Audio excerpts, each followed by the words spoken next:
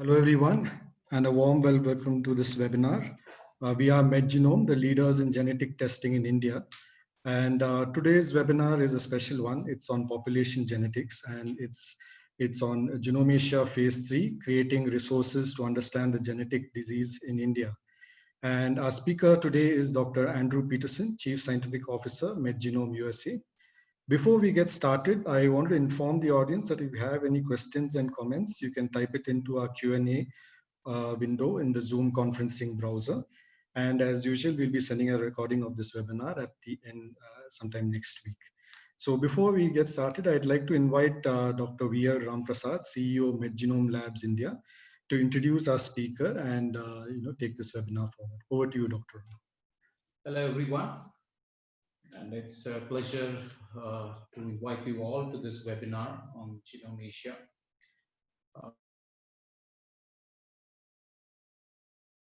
Officer at MedGenome US. He's a trained geneticist, and he's got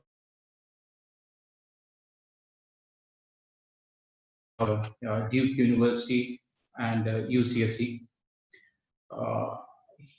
For about 12 years, he worked with Genentech as a senior scientist and also as a head of the Department of Molecular Biology. And he was responsible for drug discovery efforts successfully in metabolic disease. And he got successfully 3 molecules in Genentech's portfolio in the therapeutic area. And this is a very interesting session where he talks about the phase 3 attempts of GenomeAsia. We had phase 1, which was published in journal Nature. And I'm sure Andy will give you some insights into the results of the phase 2.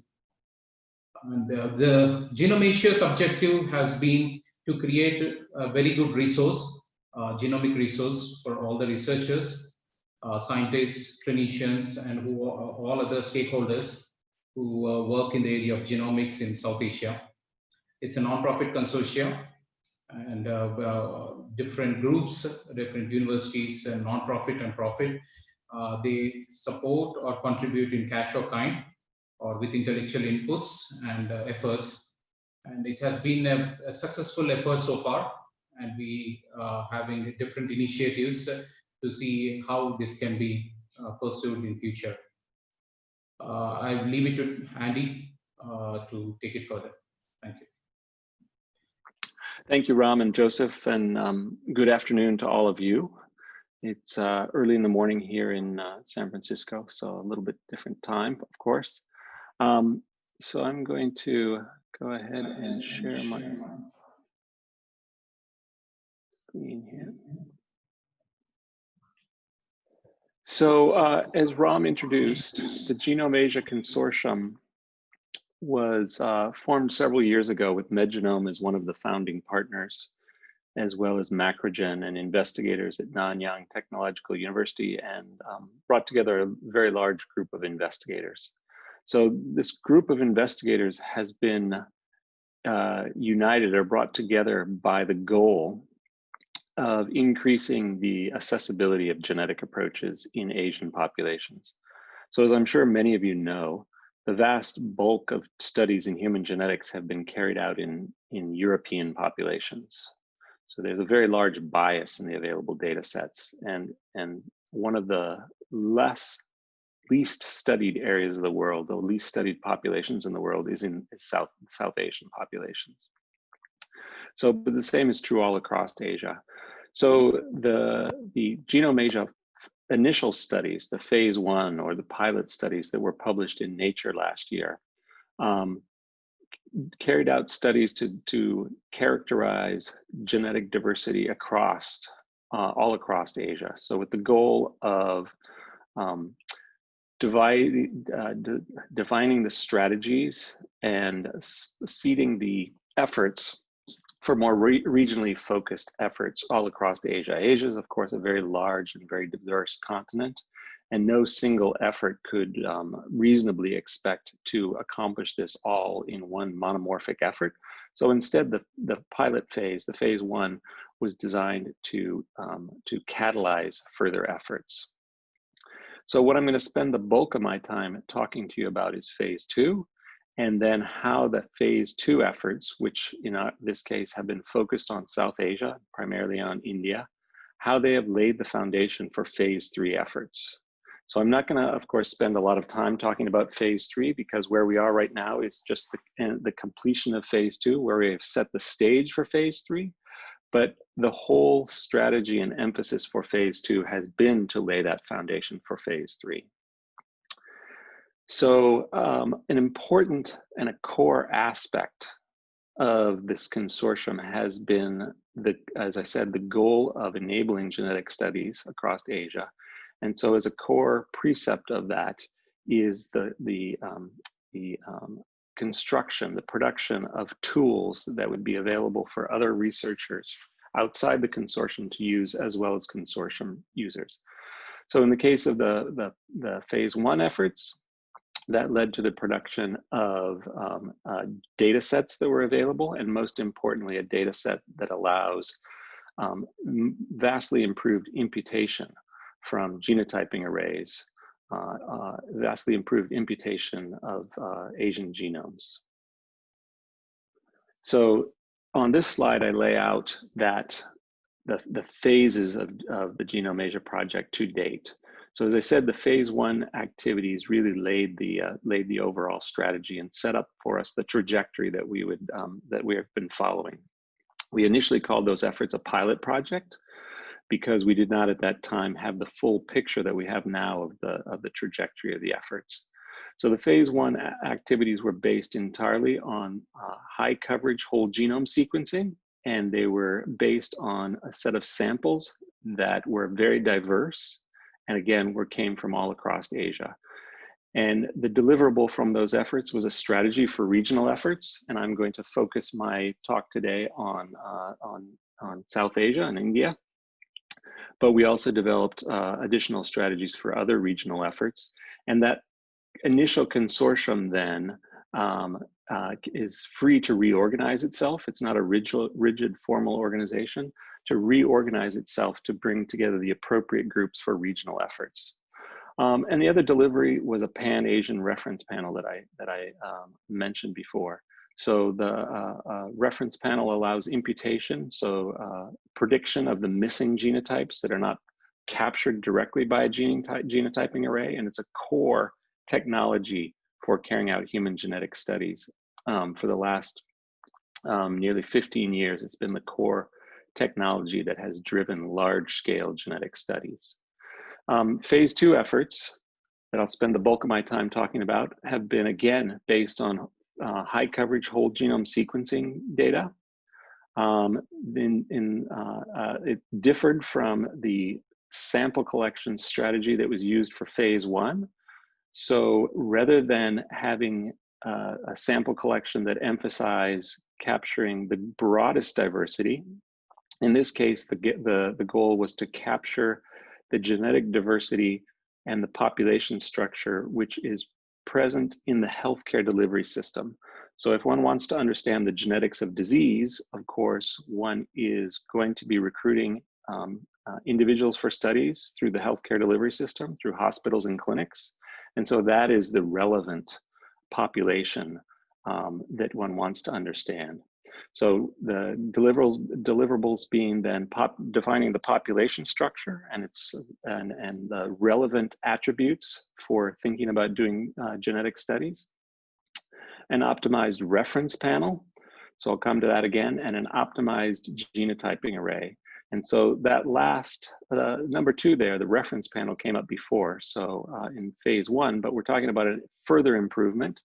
But the SNP array or the genotyping array didn't come up before. So the most common genotyping platform in the world right now is the Illumina GSA v3, but increasing numbers of samples are being done in regionally focused efforts on customized, optimized genotyping arrays, which are optimized for the specific population being studied.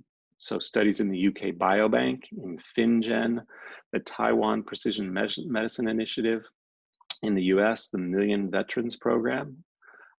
Each of these very large scale, million individual scale projects has been based on, is based on a genotyping platform that was optimized for their specific population. So in this case, what we've done is create a genotyping platform which is optimized for India, and it is available through MedGenome, either as a research service or if one wanted to use it in their own genotyping facility, it would be possible to buy the genotyping array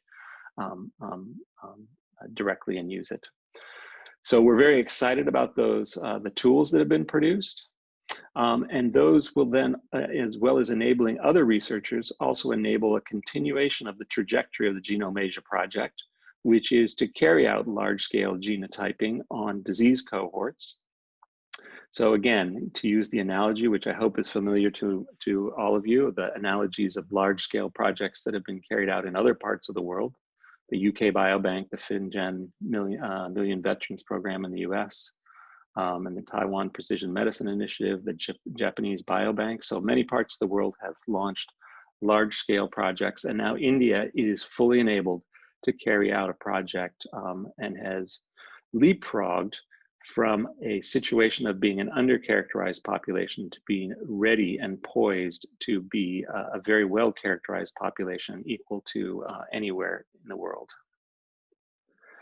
So there are always reasons to study a specific population group. Of course, every population, every area wants to understand their own disease genetics for the ability to predict resource needs for the population as a whole through polygenic risk scores, et cetera, to be able to provide optimized predictions of disease risk on an individualized basis, again, through polygenic risk scores, et cetera, to understand origins through what the genome tells us about the history of ourselves. But there are also pragmatic reasons that are relevant to all human beings, and those are the ability to understand human biology, so not the specifics of one population. And so what this slide does is emphasize what those general attributes are that are generally and broadly relevant no matter what, not linked specifically to a specific societal healthcare delivery, a hospital system, et cetera, but rather the common human biology that links us all together, but that each part of the world has produced, allows us to have new insights. So on the left-hand side of the slide that shows a historical view, and most studies that have been done in human genetic studies, careful studies, many of them, I should say, have focused on population genetics, on human origins. And that has painted the picture that's shown there on the left, where there are various population groups that in distant times, perhaps 40 to 50,000 years ago or more, and then 10,000 years ago, and even 5,000 years ago, major population movements happened, all of which contributed to the present day population mix in India. So those origins are quite different than Europe or East Asia. So pragmatically speaking, in terms of understanding human biology, that means there's a pool of genetic variation that's not found in Europe or East Asia. So it provides new opportunities for discovery. There are many different genetic variants. So India is a very diverse country, very diverse population. And then the latter 2 points here that are again along the right-hand side, these 2 latter points are related. So there's a genetic effect called a founder effect. It gets that name, that literal name, from the idea that a few individuals were the ancestors of all the present day population that you can trace back to a reasonably recent period in time. So the classical example, of course, is Iceland, where 10, 20 Scandinavian men stopped off in Ireland and kidnapped an equal number of Irish women, and then progressed on to Iceland, where they led to their descendants populated the present day Icelandic population. So that's a very clear example. A few founders, as I said, 10 to 20, are the ancestors of all present day population. That's unlikely to be the case in India, India's had a large population, and it's not geographically isolated like an island, but nonetheless, what has been seen in the genomes has been described in the same terms. But what we do know is that there are higher rates of endogamy and consanguinity than are common at present in Europe. And that also can produce similar effects. But both of these founder effects and higher rates of endogamy, et cetera,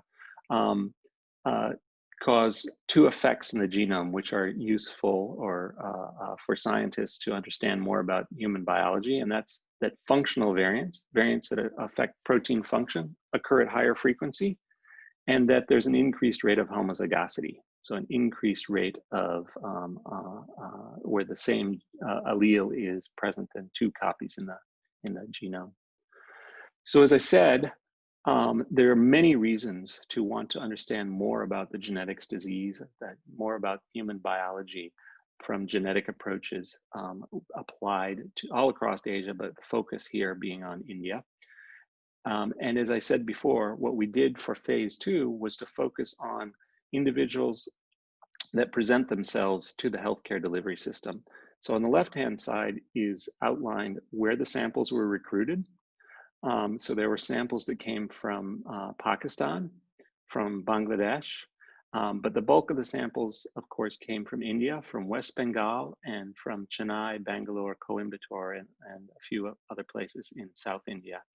So the rationale for that collection set, for that strategy for collecting samples was primarily, of course, the healthcare delivery system, as I said, because that's how one can understand genetics of disease.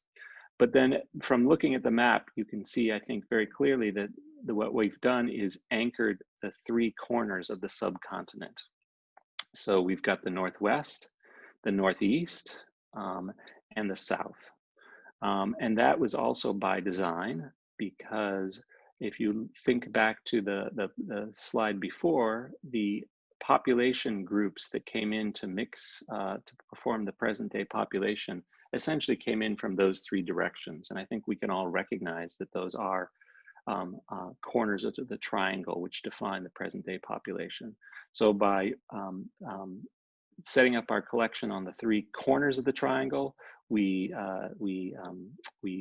designed that way to capture the total genetic diversity.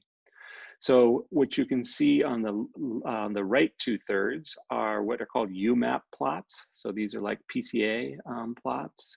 If any of you are familiar with those, what they show is the genetic similarity and divergence between individuals. So there's individual dots that make up the graphic there.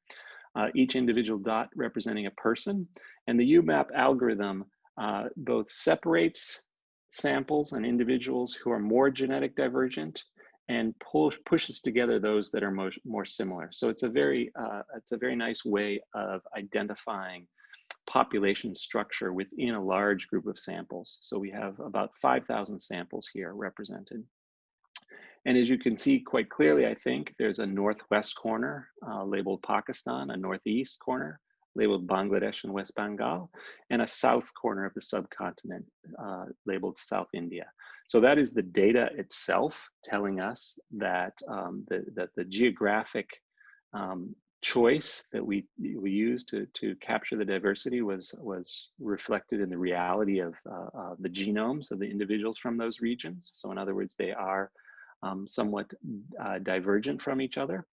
And the other thing I want to point out, in addition to the similarity to the map, the other thing I want to point out is that each one of these clusters has quite a bit of substructure. So South India has, a tip to it. It forms its own triangle, a tip with some lumps. The samples from the Northwest have lots of little peninsulas and outbleddings, et cetera, and similarly in the samples from the Northeast. So we don't know what the identity of the individuals in the samples, those identity are in terms of any kind of subgroup identity that they might have. But what we were able to do was to use samples from the pilot project, from the phase 1 project, as a guide to identifying what some of this substructure means. So what's shown on the rightmost part of that is the UMAP plot of the Northwest. So it's the same, just blown up, and in this case, layered on top of it, samples that were sequenced in phase 1. So what that allows us to do is to identify what some of this structure is. So you can see down on the bottom left of that panel, samples from Balochistan, and moving upwards and slightly rightwards, you can see samples from Tajikistan and Pathan samples, so Pashtun and Tajik samples. There are Punjabi samples all the way to the left, but there are also quite a few to the right in kind of its central clustering, which occupies quite a few of the samples. There's samples mixed in then from samples from Rajasthan. There's outliers from Bengal and Gujarat. And from a specific population group, the Lambada there at the bottom, the LAM. So the point being that we capture in the general population in the healthcare delivery system a diverse set of populations, and much of the diversity that we capture can be identified by inference using very well identified samples that we sequenced in phase 1. So we've sequenced a much larger number of individuals. We've sequenced individuals from the healthcare delivery system, and we have information about who those people are, not in detail, but in aggregate. So again, we can do the same type of process in South India. And South India, of course, and particularly Chennai and Bangalore, or perhaps I should highlight Bangalore, is a robust economy over the last 20 years, has had a lot of migration from other parts of the country. And so an open question is the individuals in the healthcare delivery system in South India. One point of view would be, yes, they're going to be very diverse, cosmopolitan group of people. They're going to represent individuals from all across India. But what we see is the bulk of the individuals recruited in the healthcare delivery system in South India have a South Indian origin. So we can tell that again from the phase 1 samples, which are shown here. That are used can label much of that major triangular structure there. Again, the samples apparently from the Lambada group are seen as a kind of a finger reaching upwards and slightly to the right. And then you also see samples which may be recent migrants, may be that point of view, that starting preconception that I laid out of a very cosmopolitan place, which of course Bangalore is. So we see samples that are highly related to Northern Brahmins, Bengalis, Gujaratis, and then Khatri, which may be Sikhs present in Chennai and Bangalore, etc. So these may represent recent migrants. We don't know for sure, because again, what we're doing is forming an empirical description. But a major point is that the bulk of the individuals in South India are still South Indian. And finally, samples that we collected in West Bengal were somewhat different because they were from the healthcare delivery system, but they were from a community-based study. And so we had very detailed self-reported identity for these individuals. And you can see a very diverse set of colors because of that detailed information. But I just want to point out a couple of things. There is in this community a tribal group, an Austroasiatic tribal group, the Santal, you can see down there toward the bottom right, as well as the full diversity of the socioeconomic diversity that's present in India. So there's a group called the Bayan, which are labeled in green, kind of in the middle of the cluster there, or the middle of the figure there. And those are very distinct. What this plot tells us, they are genetically quite distinct from the bulk of the population. And somewhat less distinct is a group called the Kolu up there at the top right, and Brahmins coming off to the left. So again, a lot of substructure. In this case, we don't have to infer what that substructure means because we have direct information and we have quite detailed information in terms of many distinct groups present that we can identify within this. And then finally, there are a set of Bangladeshi samples, which not surprisingly overlap almost entirely with in terms of their genetic relatedness with individuals from West Bengal. They are somewhat distinct, given I think the history that led to the formation of a separate group in Bangladesh, separate country, etc.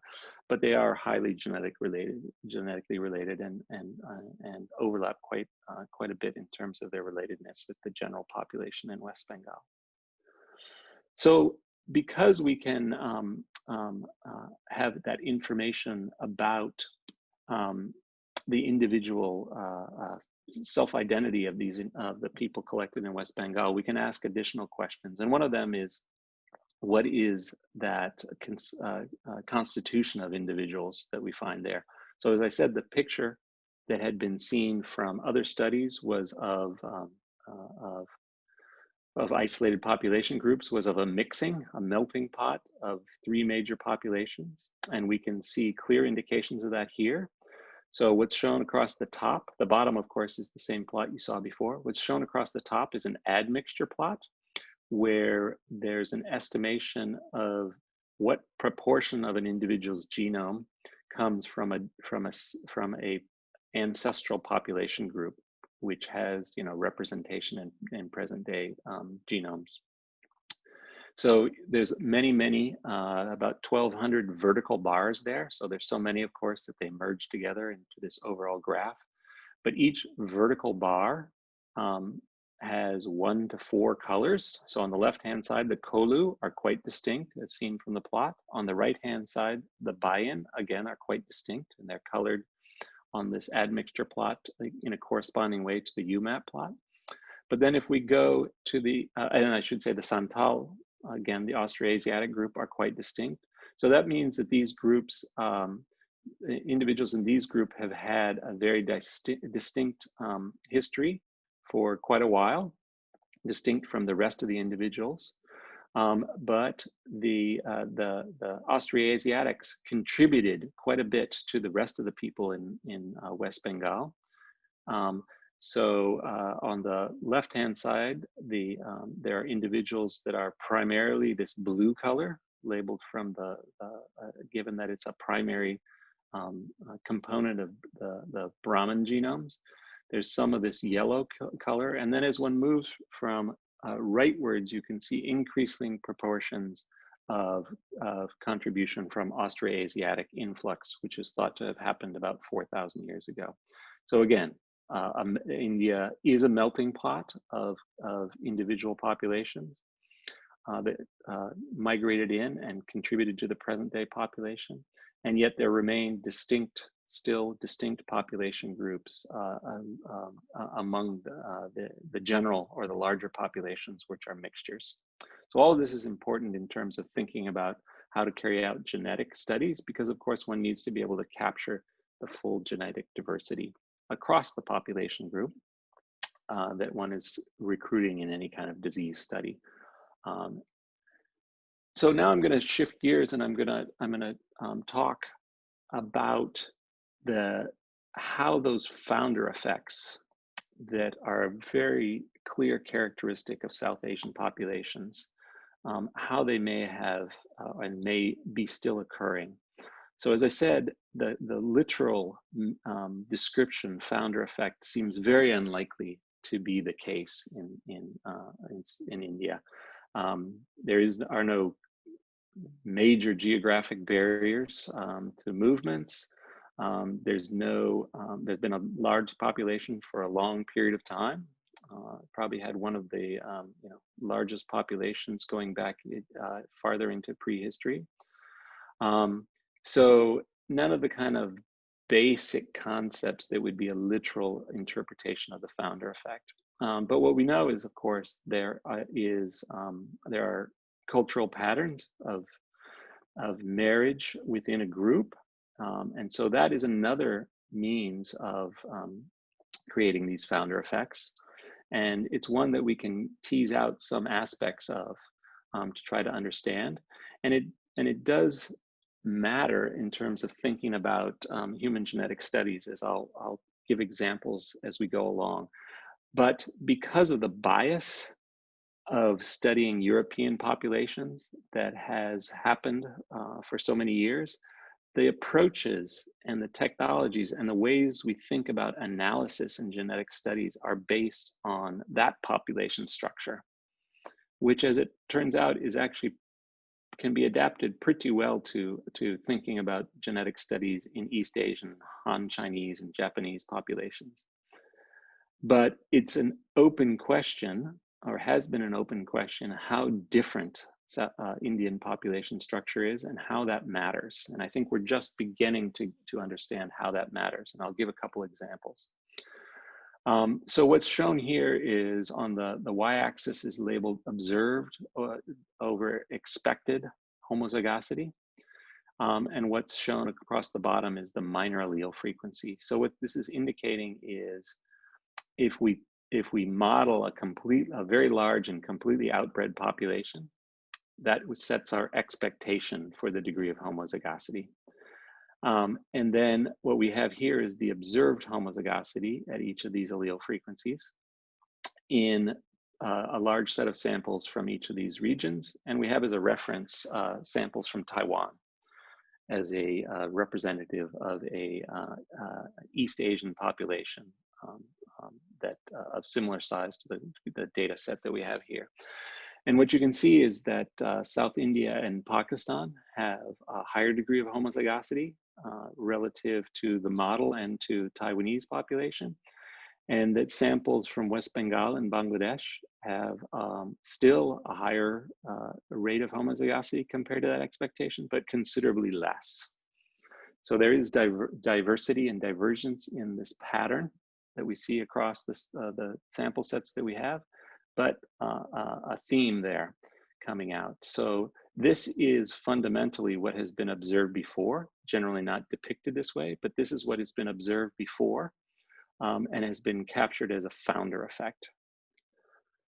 So many people are interested in what the implications are of this type of population structure. So there's a diverse group of investigators and parties have been involved in the project based in Finland.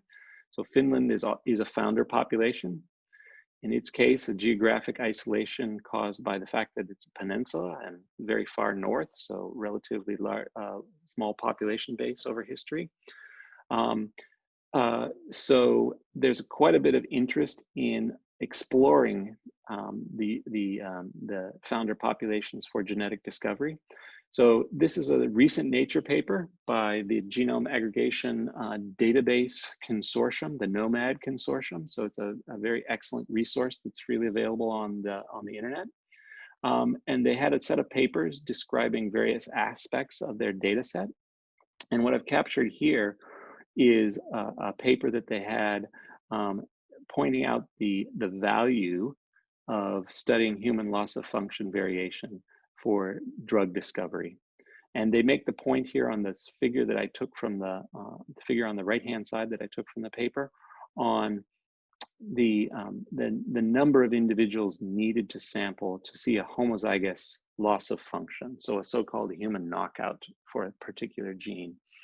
And they have different curves across the top. You can see they are based on, they have reference points of Finland that I referred to, and the number of individuals needed to identify a particular homozygous loss of function. So you can see on the top, one on Earth, one in Finland is moved to the right, and then they have at the bottom consanguinous. So they had a sample set from Pakistan where there's a high degree of first cousin marriages, and that was their reference set for consanguinous.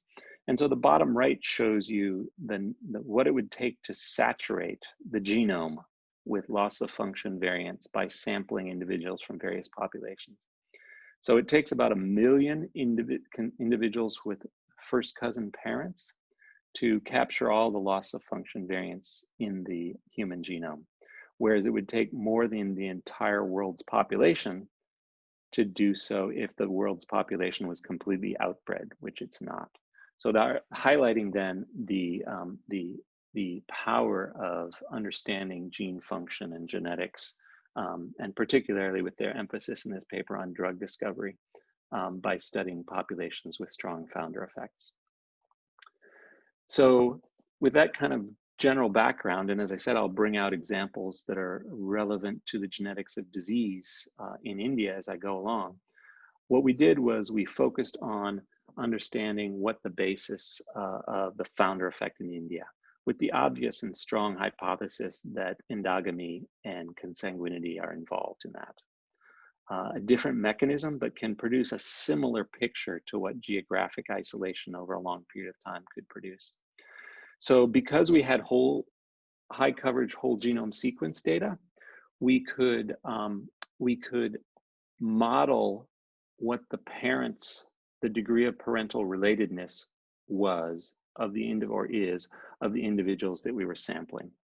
So every meiosis, of course, has on average one recombination crossover per chromosome arm. So relatively few crossovers, and most of the genome is inherited in fairly large chunks from each of our parents. So by modeling the degree or the size of the chunks of the genome that might be homozygous from different patterns of parental relatedness, we could then make very strong inferences on what the degree of parental relatedness was. And so importantly, this doesn't rely on self-report of parental relatedness, which we did have in the case of some samples from West Bengal. And as previous workers have found, there's a relatively poor correlation. So in other words, we never really know who our parents are.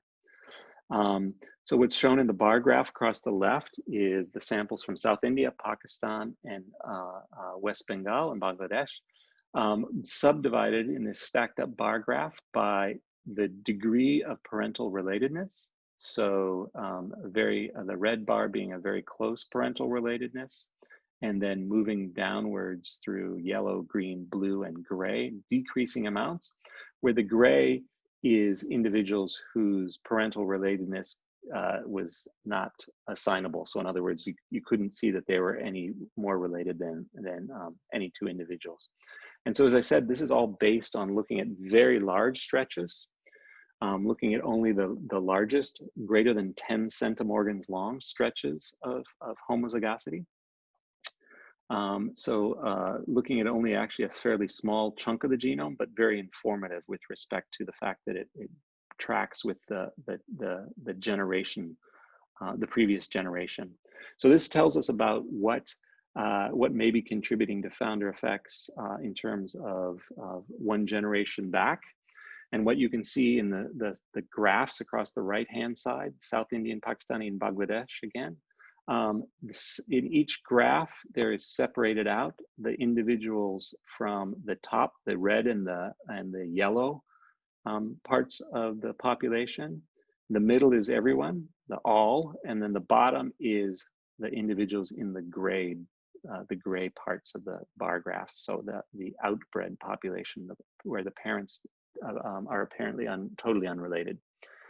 And what's plotted here is the degree of homozygosity, just as on the graph on the previous slides, observed over expected. And you can see that there's a very high degrees of homozygosity in the individuals whose parents are first cousin or similarly related.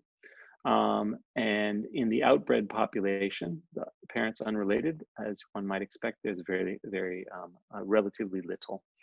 So that is intuitive. The degree to which it varies between different parts of the country may tell us something, or it may be that this is the degree of variation.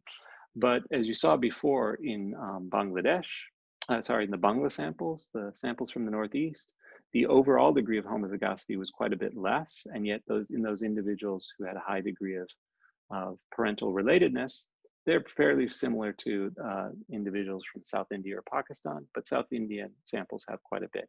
So the point is not the distinction between these different parts, these different regions, but rather the overall pattern of similarity and how it might contribute to these founder effects. So one very clear implication, of course, is an increase in rare disease frequency. So we don't know the prevalence of many rare diseases, but we can then predict from this what it might be relative to other parts of the world, or we can start to make that prediction. So this is looking at all loss of function missense variants, so not based on long stretches of homozygosity, but the number that are present on average per individual. So for closely related parents, you can see there's about 1.5. For first cousins, there's a little bit, on average, a little bit more than 1. And so this is exactly, of course, the type of genetic variant that leads to recessive disease, leads to rare diseases, Mendelian diseases in individuals. And we can, from this, we can predict that if there's a disease that might be present in 1 in a million in Europe or North America, if we can consider them to be a largely populations that have largely unrelated parents to some degree, you would predict that it's maybe 10 times higher in a group where there's first cousin marriages. So in other words, a 1 in a million in Europe might be 1 in 100,000 in a population with first cousin marriages. So one point being that we have here a higher degree of granularity to our understanding and our predictions than was present in that Nature paper looking at individuals from Pakistan. But another is that I'm using here the unrelated set from South Asia, from India, as my reference point for making that prediction. So is that group of individuals, do they have no founder effects? Is all the founder effects coming from recent parental relatedness? So we're going to look at that again on the next slide, but first I'm going to make one side point, which is if one looks at shorter stretches of homozygosity. So we predicted parental relatedness from 10 centimorgans, but if we now look for 1 centimorgan, so much smaller, so prior generations, grandfathers, great-grandparents, great-grandparents, etc. You can see that in each of these plots, there's a log 10 sum. So there's a clear peak, and then there's a rightward tail. And so that rightward tail is more and more homozygosity. And if we then in the case of the samples from Pakistan, take our predictions and we deconvolute the general population into these subgroups based on parental relatedness, you can see that the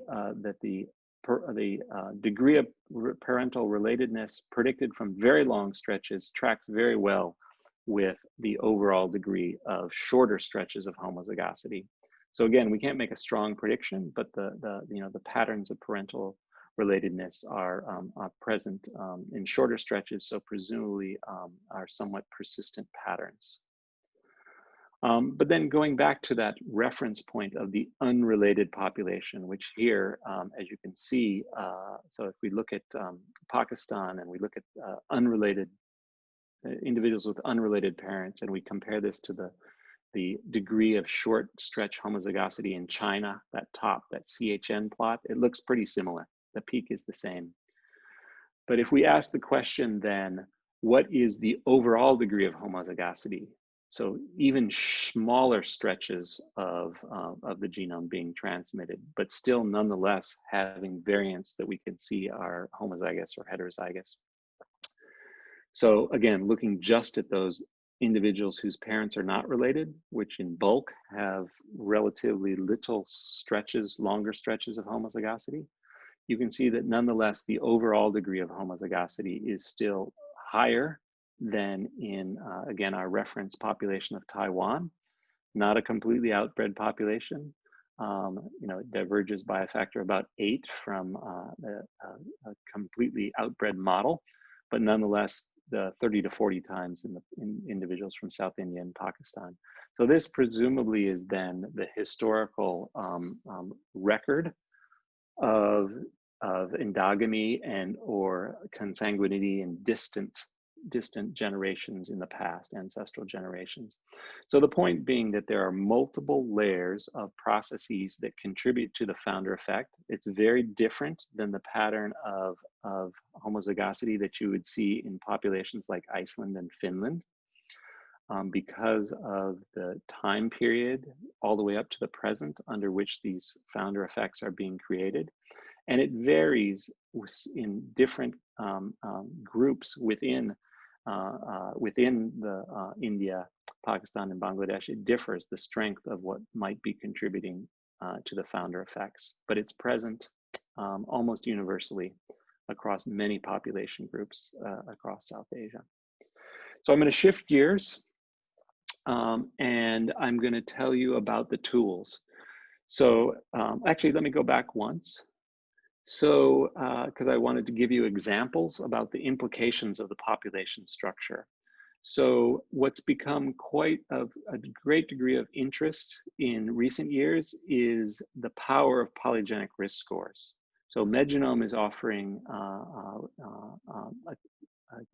polygenic risk score for predicting cardiovascular risk. This is a polygenic risk score which samples the entire genome and uses all the genetic variation that, based on prior studies, can be used to predict the overall inheritance of an individual that might contribute to cardiovascular risk. So if you look at the whole genome, all the small effects that one inherits, that in aggregate can be equivalent to if you have a recessive disease. So I brought up recessive disease as an example before, Mendelian disease. So polygenic risk is a very strong predictor of genetic risk, and its techniques and approaches that have just recently come into play from sampling the whole genome. So if one, and I should say the polygenic risk scores have been built again on the idea of data sets or genetic insights that have come from European populations of European ancestry primarily. And we know that they fail to some degree, and they need to be re-engineered for them to be relevant to other populations. So MedGenome put in work and effort to work with investigators in the US and did their own work to retool and re-engineer a risk score that had been developed for European-based populations to re-engineer it so it was appropriate to South Asians. But now you have this. How do you use it? And I think we're just beginning to think about that. But one thing that kind of popped out from this study of the population structure was that when there is an increased degree of homozygosity, the polygenic risk score shifts. So one can see this. We've seen this in preliminary studies using polygenic risk scores. But essentially, there's the polygenic risk score for a population makes a nice bell-shaped curve, a Poisson distribution. And with increased homozygosity, that bell-shaped curve is pulled outwards. Happy to talk about why that happens, but the shape of the curve shifts. And so how that's going to impact the use of polygenic risk scores is something that we need to begin to understand. So I'm going to spend just the last couple of minutes before I turn it over to questions on telling you about the tools that we've developed that allow human genetics to be done at scale, much more economically than has been possible in India, much more power, increased power to do those studies. And so this shows the imputation panel that was built by the GenomeAsia consortium, of which, as I said, MedGenome has been a major contributor. So this shows the output of the imputation panel, and we're just going to focus on the bottom curve, the yellow one, and the top curve, the blue one. So the yellow one shows you the ability to predict accurately, to impute genotypes at various allele frequencies, shown on the x-axis, so the accuracy. So you can see on the left-hand side, it's down around 20% accuracy. I don't think any of us want to use that information to carry out genetic studies. But as you proceed to the right, the accuracy improves. So the yellow curve has been the standard. So that's the Illumina GSA genotyping array coupled with the imputation from 1,000 genomes. So at low allele frequencies down around 1%, which is where the bulk of missense functional variants are found, the imputation is very, very poor. So if we then shift all the way to the top curve, this is the genotyping results that one can achieve using the custom SNP array, the Sargam array that MedGenome has developed based on the GenomeAsia efforts. And then that is coupled with the imputation panel, the reference panel that was also produced by the GenomeAsia efforts. So that you can see that there's a dramatic improvement in the accuracy all across the allele frequency spectrum. And the biggest improvements, of course, are in the lower frequency ranges where the most impactful variants are found. So vast improvement in ability to do genetic studies. And then this shows you another important attribute of the genotyping array. So what's the large rectangles on the left, or squares, I should say, on the left and the right? There's a large square in each case formed of many tiny squares. I hope you can see that. It's many tiny squares that together.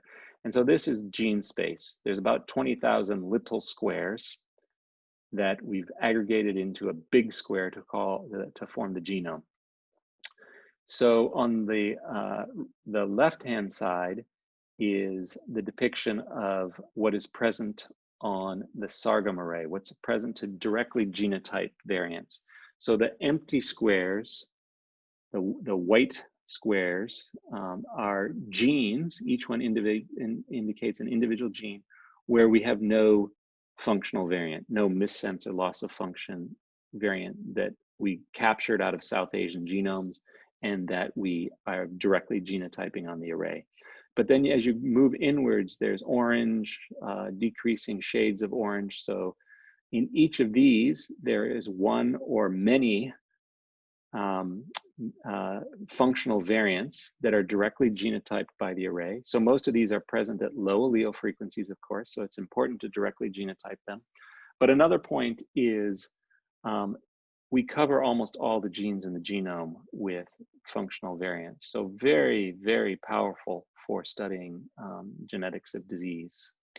Then on the right-hand side for reference, and I don't want to keep beating up on the Illumina GSA, but what's shown on the right is what's captured by that technology, which of course has been incredibly useful as a tool as a general tool, but not one that is optimized and actually falls quite short when it's applied to South Asian genomes. So there's quite a bit of missing information, quite a bit left on the table if one uses the Illumina GSA compared to the Sargam and the imputation panel. So this is just a summary of phase 2, the structure of the phase 2 and the deliverables again. There is a Sargam array which can produce overall, these are overall accuracy figures that are shown in the table down there, coupled with the Sargam array. So you can see up there around 98, 99% accuracy, depending on the allele frequency, but even in the low frequency range, 1 to 5, 98% accuracy when put together. And then on the bottom left table is evaluation when compared to the diversity of India. So we sampled the diversity of India to put together all these tools. Did we succeed? And when we look at the ability of the reference panel, and again, in this case with the GSA as the base genotyping platform, you can see that we do improve, and we have a fairly uniform improvement across the various parts of the subcontinent, Northeast, Northwest, and South, and that a very large reference panel, which was just produced in the US, the TopMed panel, which has nearly 100,000 samples in it, that we still produce very significantly improved. So again, if you look at the lower allele frequencies, the imputation difference is even greater. So this underreports here, this overall summary underreports. But the point being that we capture and we improve the ability to do genetics all across the subcontinent. So I'm going to put this slide up, which just lays out in general the approach to carrying out a very large scale genetic data set, phase 3 activities. And I'm going to open it up to questions because I see that I have used up almost all the time, and I want to make sure that if anyone needs to move on with their day, that they have the chance to hear at least 1 or 2 questions. So I will stop there and turn it over to Ram to moderate the questions. Yeah. Thanks, Andy. Thanks for that fantastic talk. So we have a few questions on the Q&A. Dr. Atanukumar Datta, his question is, can the GenomeAsia database, allele frequency database, be used to estimate the prevalence of autosomal recessive inherited diseases in India? Yes, I mean, it can in kind of a general inference. We haven't tried to do a global inference. I mean, one of the issues would be that we sampled 5,000 individuals, and to really estimate the prevalence of all rare disease, you need to sample enough individuals that you can capture alleles from all those just to see what kind of variation. But we can make general predictions, as I did in my talk, where if the unrelated population is still 3 or 4 times higher degree of homozygosity than is present in an outbred population like Europe. So if a rare disease is 1 in a million in Europe, okay, first we multiply by 3 or 4 in South India or the Northwest. And then depending on the degree of parental relatedness, we need to do multipliers. So just focusing on that first cousin example that I had in there, that was about 10.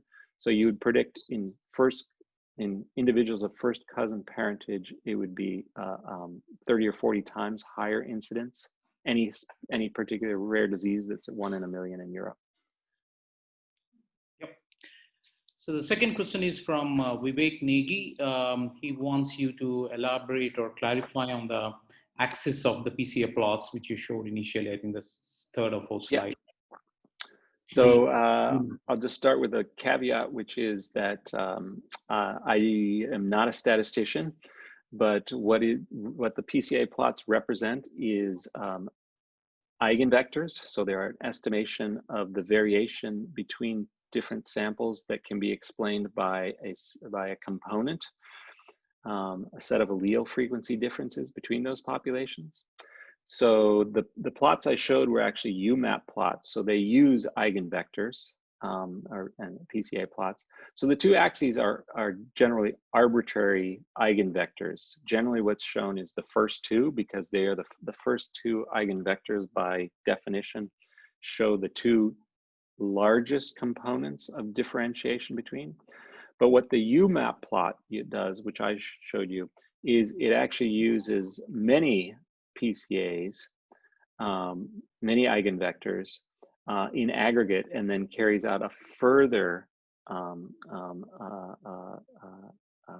algorithm on those, for a further operation to do what I was telling you, to push or pull. So it takes multiple eigenvectors, uses them together, and then has a degree of aggregation of similarity and pulling apart of differences. So it gives a better resolution of genetic differentiation than PCA plots do. But PCA plots are basically based on eigenvector analysis. Yeah, so maybe I will just comment on the previous question, the Atanukumar Datta's question. If you see the phase 1 data on the GenomeAsia, we have the complete allele frequencies of all the rare pathogenic variants of the most common inherited diseases that are present in Indian population. And you can indirectly infer from that the carrier frequencies, and also infer the kind of autosomal recessive burden, disease burden in India. The third question is from NS Singh. Any accessible data from Kerala?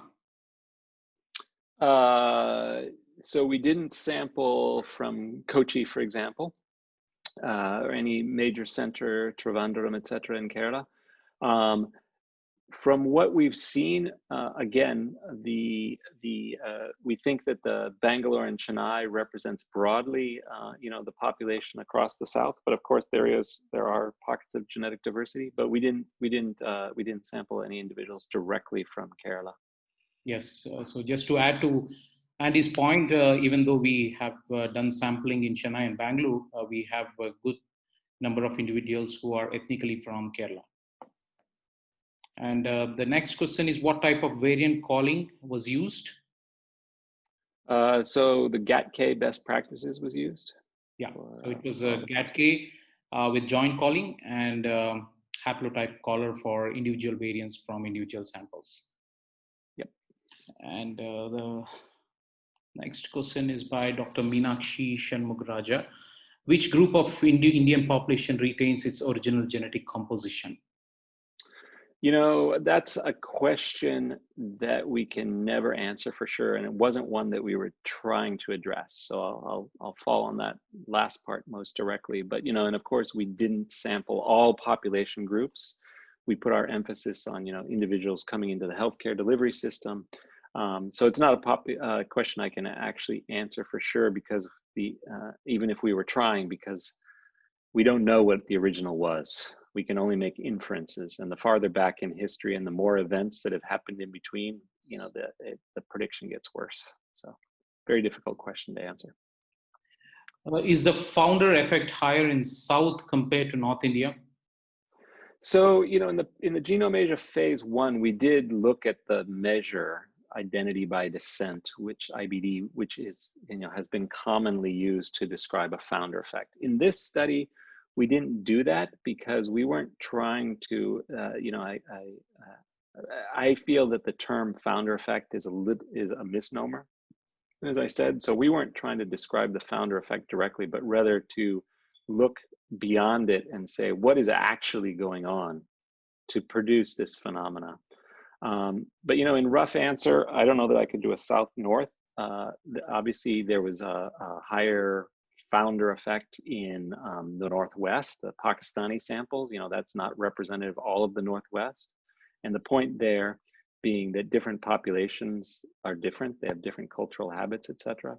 So I think it's more a matter of, a specific group may have higher founder effect rather than a global north-south kind of a answer. I think there's some specific groups, irrespective of South and North. There are some specific groups like the Andaman Nicobar and a few other groups which have higher IBDs, which are much larger than either Ashkenazi Jews or any other population which has been described so far. I'll try to skip this question. What kind of allele frequency variation is observed across populations? I'm how to say, what kind of allele frequency variation?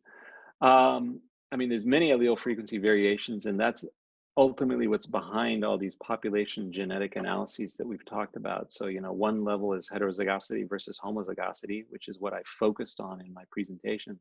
But then there's also just general patterns of genetic drift, and that's what's captured by the UMAP plots and the admixture plots. So I think that's the best answer I can give.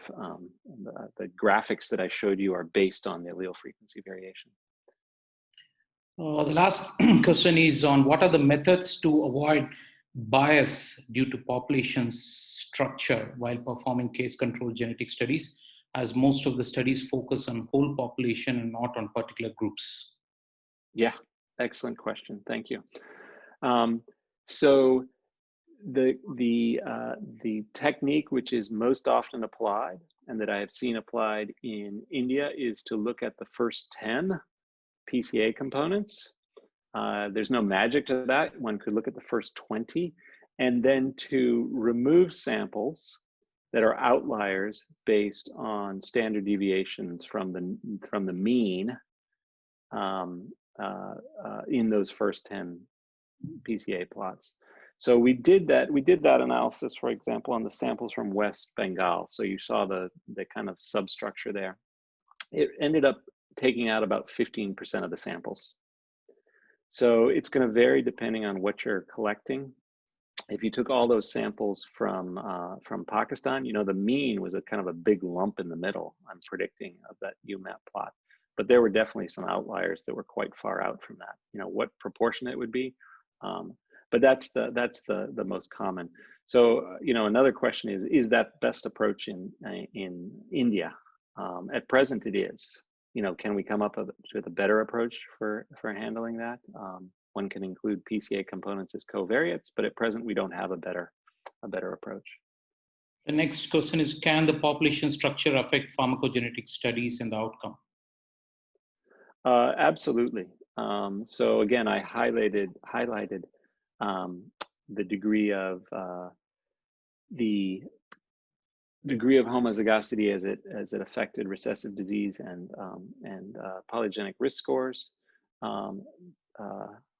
Sorry, I've drifted. I've lost. I was reading the other questions. Can you repeat the question? Can the population structure affect pharmacogenetic studies and the outcome? Yes. So the same would apply to pharmacogenetics.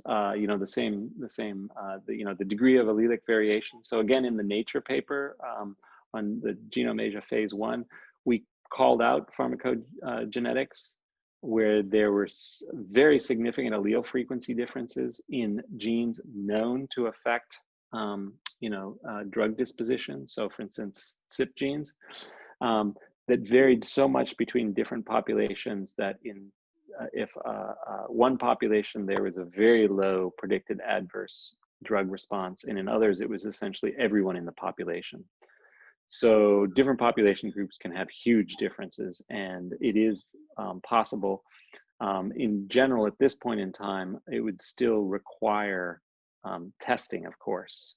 So in other words, running a pharmacogenetic array or panel to predict that. And again, you know, MedGenome does provide those services, but it's not possible at this point to have enough resolution from different population groups to make global kind of predictions, but absolutely a strong impact on pharmacogenetics. Yeah, just to comment on that, the classic example that's we reported in the Nature paper was the carbamazepine-induced Stevens-Johnson syndrome because of HLA-15Z3 allele, which is present at a very high level in some of the Southeast Asian populations like Han Chinese. Whereas compared to South Asia or Caucasian populations, these variants are not present at a high level or high frequency. So we see this across the CYP allele, CYP2, C19 for clopidogrel or CYP3A5 for tacrolimus. Some of the variants are not present in some South Asian populations while they're present at higher frequency in other populations. So definitely it makes a lot of sense on the population structure, how they affect on the pharmacogenetic studies. The next one is, how is a polygenic risk score calculated? Again, I'll fall back on that. I do not have a background in statistics. You know, historically being, you know, 15 years ago, they were calculated by taking the individual loci which had reached genome-wide significance, and at that point, relatively small studies that had been carried out, and just adding up those, and that gives you something that statistically you can see is how to say, measuring some genetic effects, but isn't useful on an individual basis.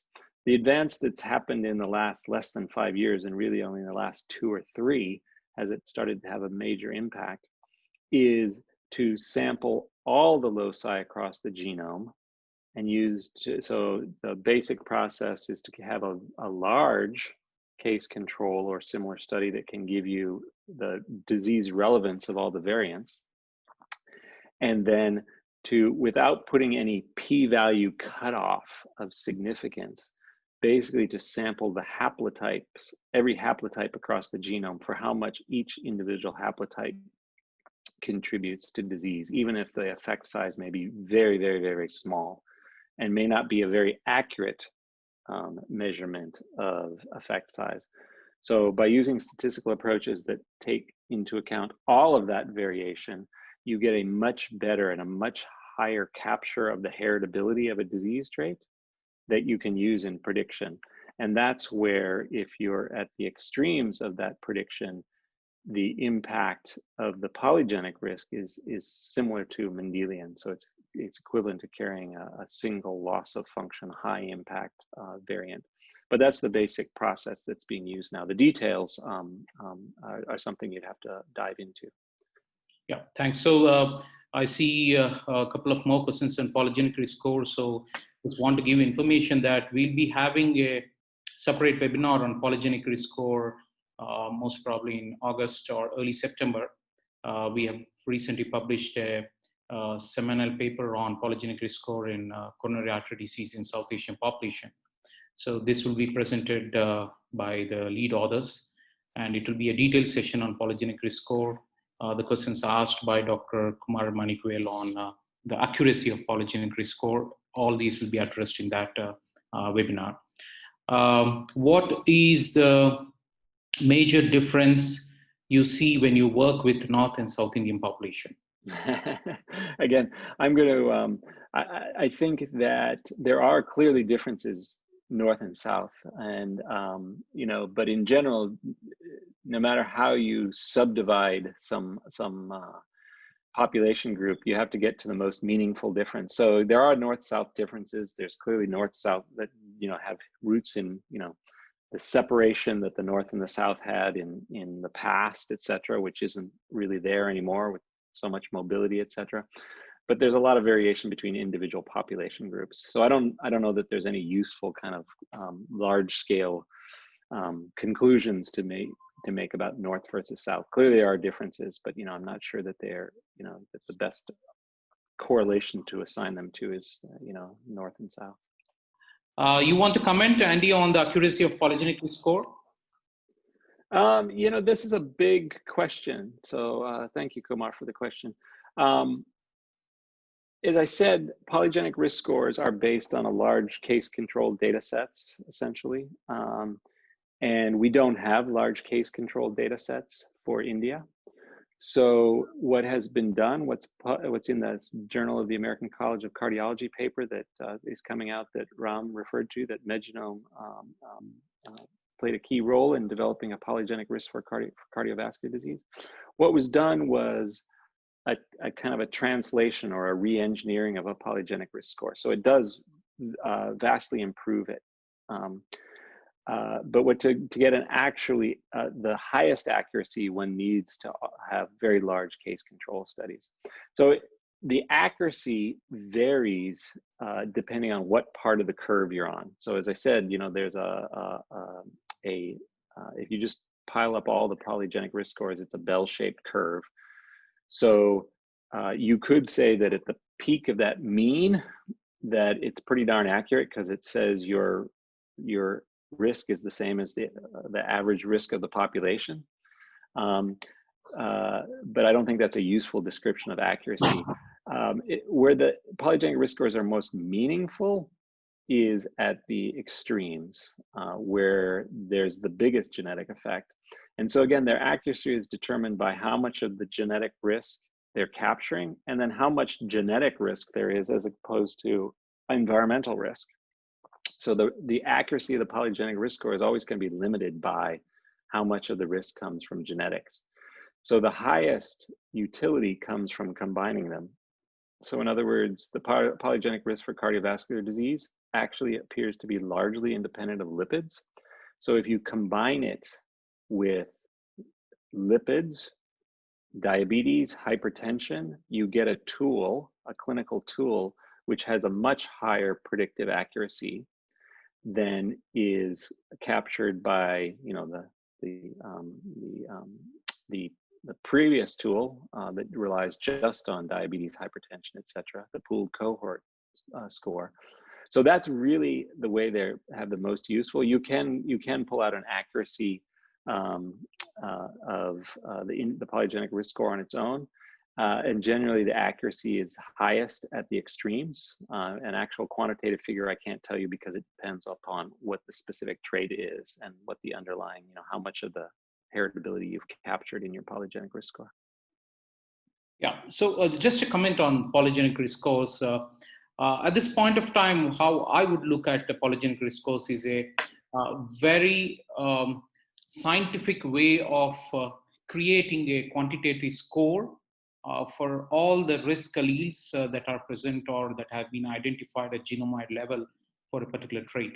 So far, there has been no way how you can say that there are about maybe 50,000 or 60,000 variants associated with one particular phenotype, where you look at small effect sizes, large effect sizes, and you can't give one answer saying that what is the risk for an individual. So polygenic risk scores bring all together, create a fantastic statistical framework, and give it in the form of a score as a quantitative score, while depending on phenotype, as Andy mentioned, the practicality of using it varies. For some of them, it has been pretty useful. For some of them, it has not been great. But it really helps in screening large populations rather than considering it as a diagnostic test. Dr. Radha asks, what about gain of function alleles? Hi, Radha. So gain of function alleles in general are going to occur depending on the impact. So again, if it's a gain of function that causes a devastating disease, the allele frequency is not going to be any different than it would be anywhere else in the world, because those are alleles that happen, de novo in each individual.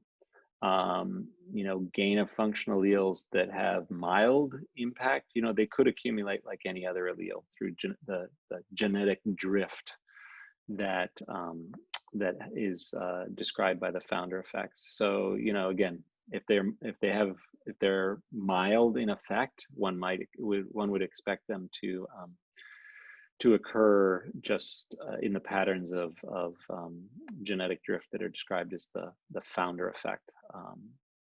So I don't know. That's a very general answer, because of course a gain of function allele is a kind of a general term. How many markers are present in sorghum array? So there are 1.4 million probe sets on the array. We are sampling, I don't remember the exact number, but about, let's say, 800,000 or 900,000 variants. In other words, some variants are sampled more than once to make sure that we get an accurate genotyping. A big chunk of those are variants that are spread throughout the genome that are used for imputation, the so-called imputation backbone. And that's what's been used, those markers are what's been used for common allele studies. So what's usually called GWAS studies that of course have had such an impact on human genetics over the last 10, 15 years. And then there are several 100,000 missense and loss of function variants that are directly genotyped on the array. So that's another marker. That's in some sense the type of marker that can be most directly interpreted in genetic studies for new genetic discovery. So just to one precise answer here for number of variants, it's 640,000 sites that are there on the sorghum array. That's the latest one, which is the final frozen version. And I guess I just need to add again an advertisement, Ram, unless you were going to do it, that there will be a webinar specifically on the array that's coming up just in a few weeks. Yeah. I'll try to skip a couple of questions in the interest of time. Dr. Sahu from IIT Chennai is asking a question on, do you see a relatedness to rare diseases and geographical location? Why are certain diseases very specific to certain countries only? Yeah, so I'm just going to jump to, there is some relatedness to geographic location. I don't know of any obvious cases where we really understand that has anything to do with the geography per se, but geography is, is a surrogate for history, as it were. In other words, in many cases, people aren't too far from where their ancestors were, or they got there in some predictable pattern. So geography is just a surrogate for ancestry. So certain diseases are specific to certain countries or certain ancestries, specifically because of those origin. So if an allele a rare allele arises which causes a rare disease, then it's going to, of course, vary between countries. And in some places, so Ram brought up Ashkenazi Jews, for example, there's been many diseases that have been identified, rare diseases that occur in Ashkenazi Jews at higher frequencies because there's a strong founder effect in that population group. And so that's generally what people see as a pattern of disease that varies with respect to a specific population. Yeah, so the classic answer for this is if you have read Dr. Thangraj's paper earlier in Nature on the cardiomyopathy, the MYBPC3 deletion, which is prevalent only in South Asia and which causes cardiomyopathy in India and South Asia region, but is not at all seen or very low allele frequency of the disease alleles in other parts of the world. So there are several ones, oculocutaneous albinism. There are at least about half a dozen such diseases which we can cite the examples as to why certain diseases are very specific to certain ancestries. Can this data be accessible to others? Indian data, South Asian data? Dr. Madhura Vipra. So the data from the GenomeAsia phase 1 is freely available on, there's a website, genomeasia100k.org. There are 2 levels of data, summary data, and then individual level data. Individual level data, given the concerns of personal privacy, requires an application, but it's still freely available to qualified investigators. And then there's a reference panel, which is available through the University of Michigan Imputation server. So the GenomeAsia phase 2 will be made available. Also, what the exact mechanisms are, and what which data sets will be made available. We'll make things available as we can. So some of the data was contributed by collaborators and may have been collected under informed consent procedures, which don't allow certain forms of release, etc. So individual level data might not be available, but in general, the answer to your question is yes, it will be. And we make data available following publication. So we're working hard to get this phase 2 data published. I'll try to skip a few questions. We're running short of time. Dr. Varsha asks, higher homozygosity leads to higher rate of rare disease in South Indians. Andy, you want to comment on this? In general, in the population groups that we sampled in the healthcare delivery system, yeah, I would say that's a straightforward prediction. Again, I don't want to extrapolate too far, because I think the unit is more, specific population groups, and our goal was to sample just empirically, rather than to make strict predictions about geographical regions per se. Dr. Avi Nahar asks, how long does it now take to sequence a target population, and what factors decide what's our target population? There's many levels or layers that contribute to how long does it take. In pure, pragmatic terms, you'd have to decide you'd have to define what you mean by population, which is really how many individuals. It doesn't take very many days to get the raw sequence data from a specific individual, but a population is generally thousands of individuals. So it kind of depends on how much money you have and what how many sequencing machines you can access. But Ram is in a much better position to give a meaningful answer to that question. So I'm going to let him try. Yeah, maybe I'll talk to Avi separately on this. We're pushing through next questions. Dr. Shubho from LV Prasad, how deeply were the subject, what kind of deep phenotyping was done on the subjects? Are phenotype information available for comparisons? Yeah, excellent. Thank you for that question, because I didn't emphasize that. So what we did was, the goals were, as I laid out, to get samples from the healthcare delivery system. So we relied on collaborators in hospitals and clinics, of course, physicians. And then another layer of collaborators were individuals who had put together studies. So for example, the samples from Bangladesh were of course collected by physicians in Dhaka, in this case, cardiologists, but that was done in collaboration with investigators at the University of Cambridge in the UK, and then the sequence information was collected at the MIT Broad. So in other words, we didn't collect all these samples directly. We relied on sets of collaborators. So they were all collected in the healthcare delivery system. So in each case, they were collected because of some disease relevance.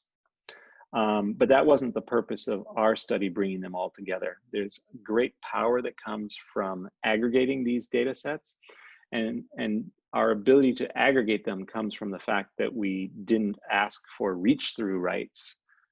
In other words, the physicians and the primary collaborators who collected the samples did so because they had a purpose. We didn't want to interfere with their purpose. We had a separate purpose, which was accomplishing what I've described to you here today. So in other words, the subjects are all phenotyped, disease-relevant phenotypes, but unfortunately, there are not comprehensive phenotypic information that can be made freely available because of the diversity of individual investigators involved. Thanks, Andy. Dr. Madhura, I think we have answered your question. If any more details are needed as to how to get the data access, my colleagues Joseph has your email ID. They will send a mail to you. Then I'll try to skip some questions. I'm sorry for that. But the one question from Dr. Srikumar is, can associative mating data sets help in terms of exemplar databases? Because though these groups are not normally having parental consanguinity, would be having homozygous regions for those specific diseases. I'm referring to deaf marrying deaf as one of the associative mating scenario. Yeah. Okay, thanks for that example at the end, because otherwise I wasn't quite understanding what you were getting at. Are they useful? Yeah, but they're going to be useful for specific diseases. In general, how those might be used, it's an interesting question. Because I think in general, as per your example, the assortative mating is going to be based on, some trait that gives an affinity, like deafness. If the deafness is got different causes, the different genetic causes, then they're no different than any other kind of random mating in the consequences. If the genetic cause is somehow related, then they're not going to be too different than kind of a pattern of endogamy and consanguinity. So I guess that's the answer that I'll give, is that it depends very much on what is driving the assortative mating, and what's the genetics behind that.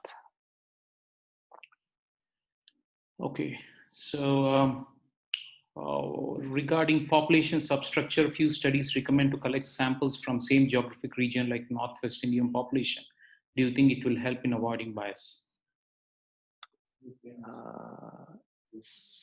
So actually, can you answer the question again? I didn't quite follow. Regarding population substructure, few studies recommend to collect samples from same geographic region. What they mean to say, same ethnicity or same population structure, like Northwest Indian population. Do you think it will help in avoiding bias? So of course, that very much depends on what question of population substructure that one is trying to answer. Because there's levels all the way from the subcontinent level that we approach things, all the way down to, is there substructure within a specific group, given the way we have of identifying a group. So it very much depends on what question you're trying to answer. So again, I would say geography is an imperfect. It's a very useful tool for looking at different population groups, but it's imperfect because any particular geographic region can have multiple different population groups, and some populations, as you saw in some of the plots, have migrated in the last hundreds or tens of years. So the Lambada were present in both South India and in Pakistan. You would capture them if you do capture them when you look in either area. So again, it depends on the specific layer of level at which you're asking that question about population substructure. Okay. So there are a couple of questions on Sargam array. We have a separate webinar on that, which explains complete details of Sargam array, the data points, the differentiation factors, as well as price points and when it will be available. We'll take it there. Sri Krupa asks the final question: which population had more novel variants, high or low MAF? Yeah, interesting question. So we did look at that. We focused on literally novel variants in the sense that variants that are restricted to a population group. So, you know, if one looks at very rare variants that have occurred in, you know, in the time period under which, you know, some specific population group has been separated from another, it's a difficult thing to look at, but in general, it relates to, you know, how long they've been separated. So it's always relative to another population group. So unfortunately, I can't give you a single satisfying answer as to which population group had there. But basically, the longer they've been kind of reproductively separated from another population group, the more novel variants they are going to have with relative to that population group. Okay. So I think we are running short of time. We'll close the session now. We'll have 2 more webinars coming, one on Sargam array and other is on polygenic risk scores. We'll be soon sending invites for that. And you can send any other questions which are critical to our team. They'll try to answer the best possible. There is a link given here, diagnostics@medgenome.com. Please send your questions in that. And thanks a lot for staying late on Friday evening and attending this webinar. Thank you, Andy. Yeah, thank all of you.